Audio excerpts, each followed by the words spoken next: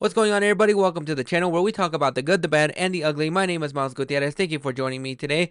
Ghostbusters is one of those movies that I never grew up watching. I didn't get to watch Ghostbusters for the first time until the pandemic when they re-released it in theaters. But you get that list if you're a movie fan of the 100 films you need to watch before you die. And Ghostbusters was one of those movies that I just had to cross off the list. So on that day when I went to go see Ghostbusters, I absolutely fell in love with that movie, and I didn't get to watch it again until just this past October when a theater nearby me was playing it during Halloween, and I still absolutely fell in love with that movie.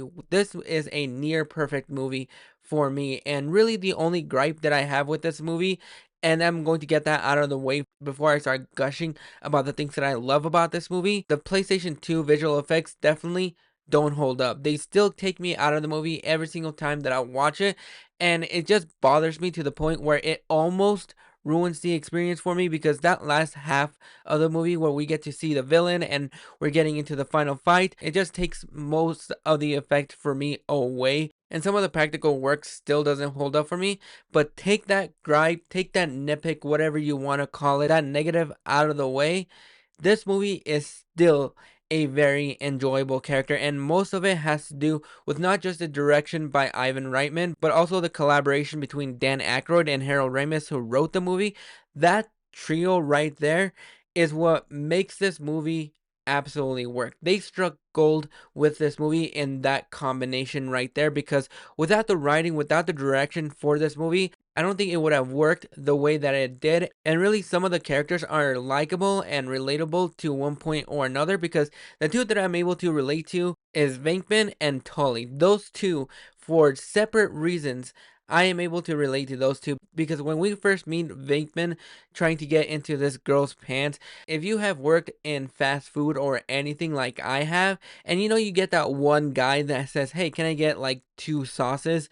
And then a girl comes up and says, "Hey, can I get five sauces?" Of course, I'm going to be playing favorites. Come on. So, on that aspect, I was able to relate to Venkman on that point. And then when it comes to Lois, totally played by Rick Moranis, the nerdiness of him, and whenever he accidentally gets locked out of his apartment, just absolutely great. Plus, you also have the dynamics between Egon Spangler and Raymond Stantz, and just the way each of these characters work together, it really makes the movie really enjoyable, and a lot of the humor in here still holds up, even when it comes down to some of the more adult humor in here. Because when was the last time that it was implied that a guy is getting blown by a ghost in a PG movie? Come on. I'm pretty sure today this movie would have gotten that PG-13 rating, but still some of the humor in here still holds up for me. Even when it comes down to the relationship between Venkman and Barrett, they don't have a lot of screen time together, but I really love the way that it was introduced, the way it played out. Even for the small moments that she gets, Annie Potts as Melmans is also great in here. The thing that holds this movie together is just the way that it was written, the way it was constructed. Everything about this movie is absolutely near perfect. To me, take those visual effects out of the way, take those little nitpicks that I have, those little gripes. It's still a thoroughly enjoyable movie from beginning to end. There are things in here that still hold up to today. And overall, I'm going to go ahead and give Ghostbusters a 9 out of 10. Just because of those small gripes, that does not take away the enjoyment that I have with this movie, but it still holds up. The humor is still pretty sharp for today. There are a lot of things that probably would have gotten this movie from a PG to a PG-13 rating. It's still enjoyable. Just those little nitpicks that I have with this movie that still take me out of the film, but overall, still a very instant classic. But those are my thoughts on Ghostbusters. Let me know down in the comments your thoughts. Did you enjoy it? Does it hold up for you? Go ahead and drop your thoughts in the comments below, and I'll catch you guys for the next video.